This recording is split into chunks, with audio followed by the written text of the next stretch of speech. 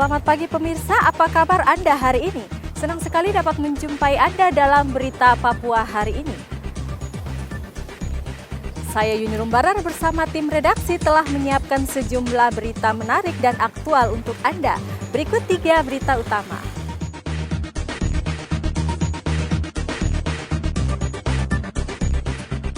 ABK yang tenggelam di muara Sungai Kumbe, Merauke ditemukan meninggal dunia.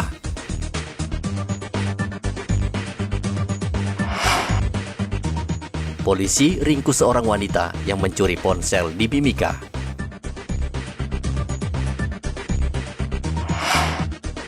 ...50 penumpang kapal dari Pulau Jawa terpapar COVID-19.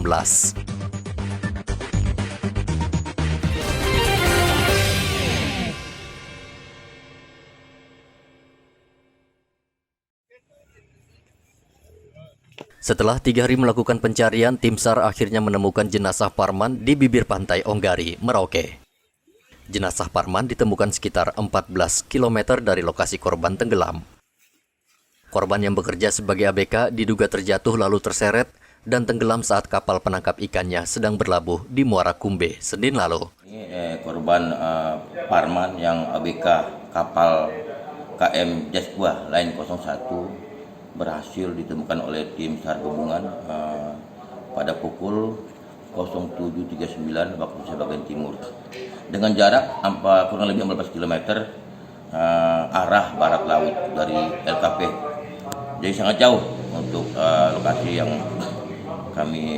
tim SAR kami temukan. Jadi korban dievakuasi menuju Puskesmas Kumbe dan sudah diserahkan kepada pihak keluarga. Jadi untuk operasi KAR hari ketiga ini kami tutup dengan ucapan terima kasih kepada potensi yang terlibat, yaitu dari Pospol Kumbe, dari Polair, dari Puskesmas Kumbe, MRS dan masyarakat nelayan setempat.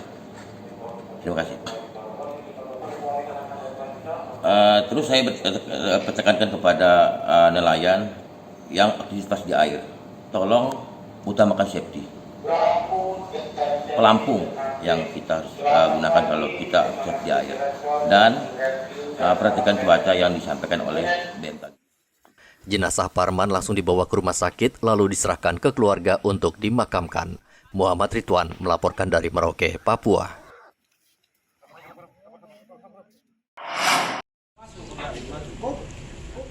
Wanita muda ini ditangkap polisi karena mencuri sebuah ponsel di Jalan Ahmad Yani, Mimika.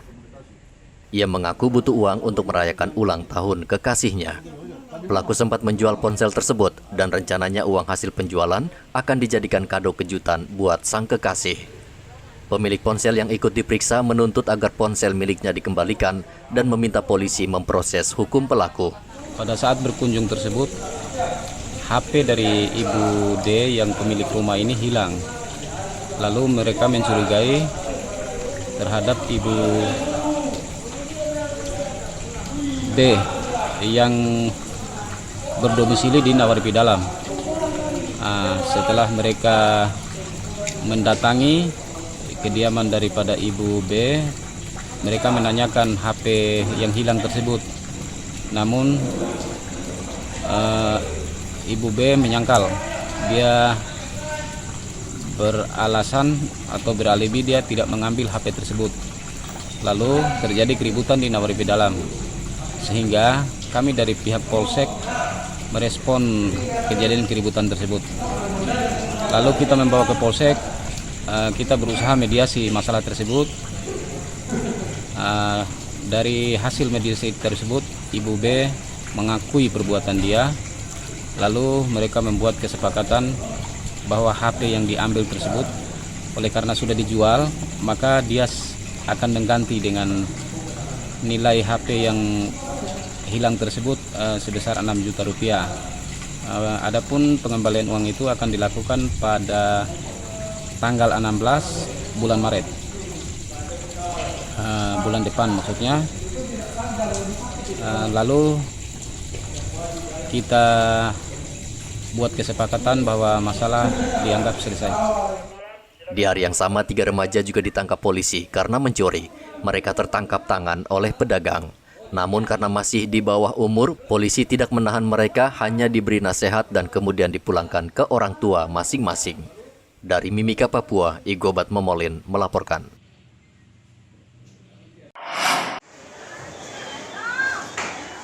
Harga kedelai di Merauke saat ini kembali mahal, sehingga perajin tempe kembali harus memutar otak agar mereka tidak rugi. Naiknya harga kedelai karena harga kedelai dari Pulau Jawa sudah naik. Harga kedelai yang biasa dijual Rp10.000 per kilogram, saat ini sudah mencapai Rp12.000 per kilogram. Perajin tempe terpaksa mengurangi ukuran tempe agar dagangannya tetap laku. Harga berapa Pak Haji sekarang? 1.100.000 kan? Per 1 kintal ya? Oh, iya, Per 1 kintal. Itu sudah berapa lama harganya segitu? Saya beli sudah lama, ini baru-baru naik. Sekarang kabarnya 600 satu saknya. 600 satu sak, berarti 1.200.000 nanti ya? Sekarang. Kalau Pak Haji, keperluan kedelainya per satu hari berapa pakainya? Satu hari tahunya itu 5 sak tuh. 5 sak ya, satu hari ya? Nah kalau untuk Pak Haji sendiri, ini kan ada kenaikan kedelai. Ada rencana untuk menaikkan harga tempe kira-kira? Kalau nggak ngerti saya kan harga naiknya. Kalau kedelai, tahu itu dibikin agak kecil tahu. Oh, kecil aja ya? Bentuknya diperkecil ya? Mau naiknya susah.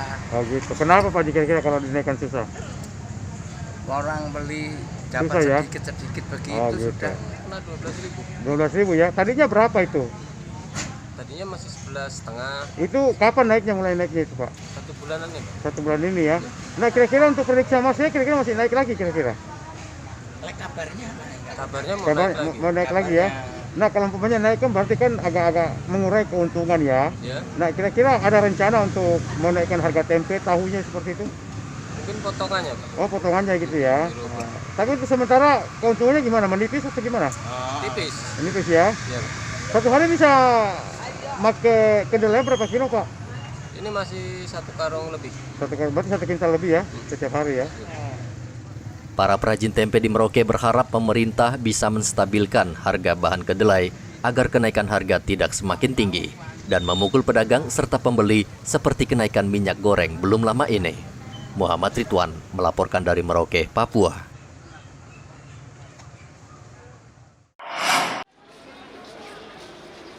...50 penumpang kapal motor Labobar terkonfirmasi reaktif COVID-19 berdasarkan hasil tes antigen Satuan Tugas Penanganan COVID-19 Kota Jayapura dalam sebuah operasi justisi yang digelar Rabu kemarin. Pemkot Jayapura tengah gencar menggelar operasi justisi untuk mencegah penyebaran COVID-19 yang jumlahnya kembali meningkat di Kota Jayapura. Ke-50 penumpang yang terpapar langsung dibawa ke tempat isolasi terpadu di Lembaga Penjamin Mutu Pendidikan yang dialihfungsikan sebagai rumah karantina COVID-19. Pada saat ini kami melaksanakan kegiatan justisi di mana dalam pelaksanaan tugas tersebut yaitu menertibkan para penumpang yang turun di Pelabuhan Jayapura untuk dilaksanakan pemeriksaan rapid. Di mana dari hasil pemeriksaan yaitu 136 penumpang dari luar Papua, yaitu dari 136 tersebut 50-nya dinyatakan reaktif. Kemudian mereka dipisahkan di ruangan khusus untuk dilaksanakan PCR. Dari hasil pemeriksaan PCR tersebut yang dinyatakan positif maka akan langsung di karantina, akan diisolasi di LPMP Kota Raja. Saat ini di Kota Jayapura sudah 64 warga yang dinyatakan positif Omikron sesuai hasil uji sampel laboratorium Litbangkes. Hingga 17 Februari, kasus aktif COVID-19 di Kota Jayapura berjumlah 1.175. Warga diminta waspada dan disiplin menerapkan prokes. Hendra melaporkan dari Kota Jayapura, Papua. Peduli ini hendaknya tertanam juga dalam diri rekan-rekan. 4 polisi di Merauke kembali terpapar COVID-19. 3 diantaranya merupakan pelaku perjalanan dari Jayapura, sementara 1 pasien lainnya terpapar saat sedang menjalankan tugas. Kepala Klinik Pratama Merauke Dr. Rahmadani mengatakan keempat pasien ini hanya dikarantina mandiri karena mereka bergejala ringan. Alhamdulillah dari keempat orang ini 2 yang bergejala tapi gejalanya ringan dan yang 2 orang tidak ada gejala, Pak. Terus kemudian itu transisi dari mana, Dok, mereka itu 4 orang itu? Yang 3 orang ini kemungkinan dari perjalanan, dari ada riwayat perjalanan dari Jayapura. Sementara yang 1 orang ini pada saat bertugas. Tapi kondisi untuk keluarganya semua tetap di karantina semua? Iya, jadi diisolasi, dipisahkan dulu dari keluarganya dan sementara kita sambil tracing keluarganya. Sejauh ini hasil tracingnya sudah ada, Dok? Iya, negatif. Negatif semua ya? Itu pula juga yang riwayat perjalanan itu kan banyak ya Bapak ya. Kebetulan yang dari Jayapura kemarin ada 46 orang anggota yang baru. Kita sudah tracing semuanya, kita sudah antigen semuanya. Yang tertangkap 3 orang. 3 orang itu yang reaktif antigen. Antigen ya. Iya. Sementara posisinya sebentar di karantina juga, Dok? Ya, lagi di isolasi mandiri. Jadi totalnya semua 4 orang itu aja? 4 orang itu sementara. Saat ini sudah ada 6 polisi yang terpapar COVID-19 dan seluruhnya tidak bergejala berat. Polisi merupakan kelompok yang rentan terpapar COVID-19 karena sering kontak langsung dengan warga. Muhammad Ridwan melaporkan dari Merauke, Papua.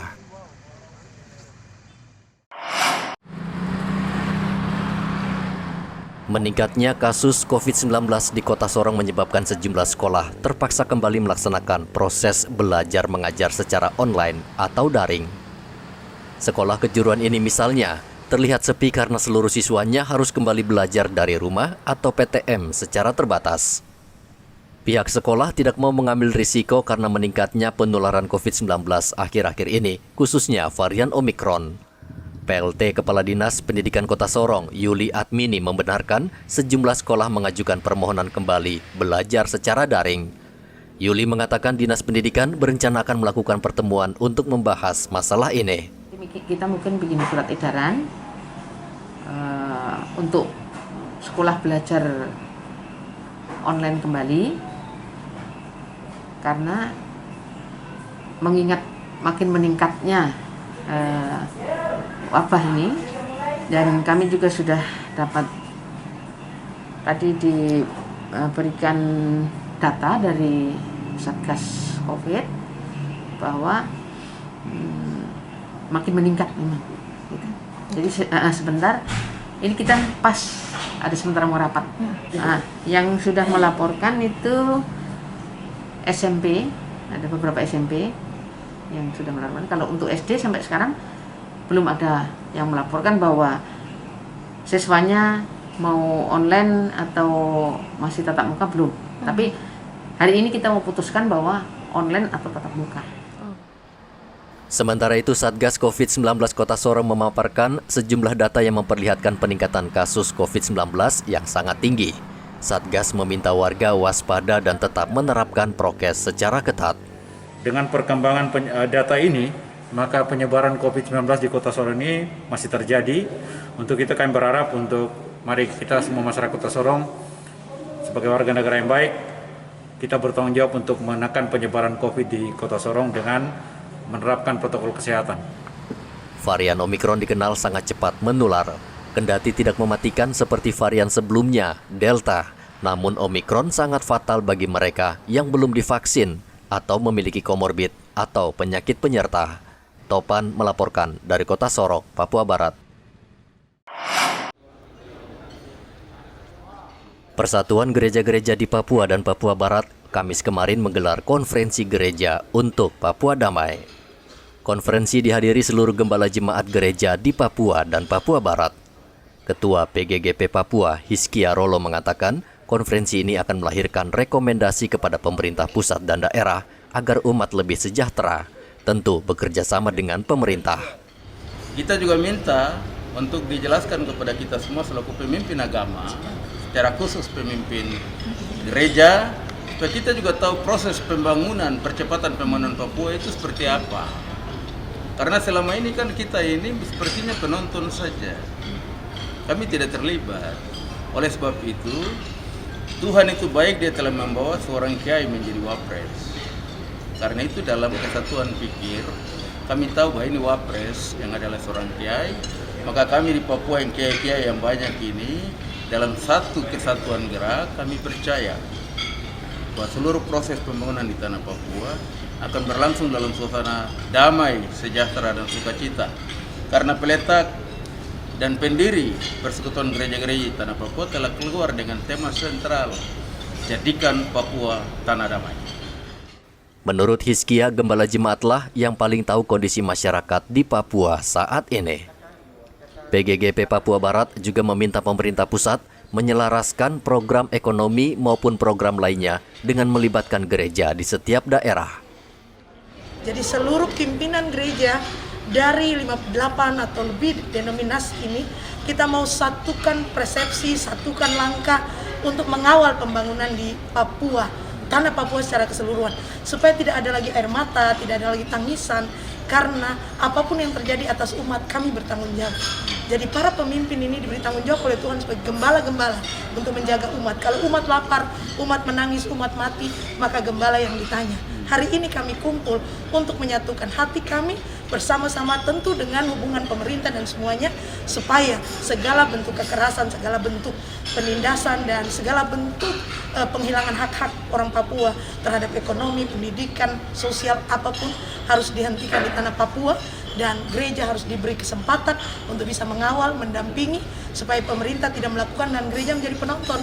Tapi gereja, sebagaimana disampaikan Ketua PGP, betul-betul yang menjadi peletak dasar untuk pembangunan Papua yang bermartabat dan sungguh-sungguh menghasilkan SDM yang luar biasa. Tapi juga akan sinergi dengan pemerintah, pemangku kebijakan, pemerintah daerah, kabupaten kota, dan juga pemerintah pusat. Jadi makanya kenapa hari ini kami juga minta Presiden, Wakil Presiden untuk menyampaikan pikirannya soal percepatan pembangunan Papua, di mana bagian manalah yang bisa tokoh gereja hadir mengambil bagian di sana, di mana kita tahu bersama bahwa Papua ini dibuka oleh Injil dan gereja punya semua umat ada di tempat dan semua pelayan-pelayan ada di sana. Yang sesungguhnya ini adalah aset yang luar biasa yang harusnya pemerintah itu menjadi aset pemerintah yang bersama-sama dengan pihak gereja untuk melayani rakyatnya, yaitu umatnya yang kerja. Ini menjadi hal yang penting. Dalam konferensi ini juga diundang pembicara dari staf Wapres yang merupakan Ketua Percepatan Pembangunan Papua dan Papua Barat. Arthur melaporkan dari Kota Jayapura, Papua. Informasi tadi sekaligus menutup jumpa kita dalam berita Papua hari ini. Saya Yuni Rumbarar dan tim redaksi yang bertugas mengucapkan terima kasih atas perhatian Anda. Selamat pagi dan sampai jumpa Wanyambi.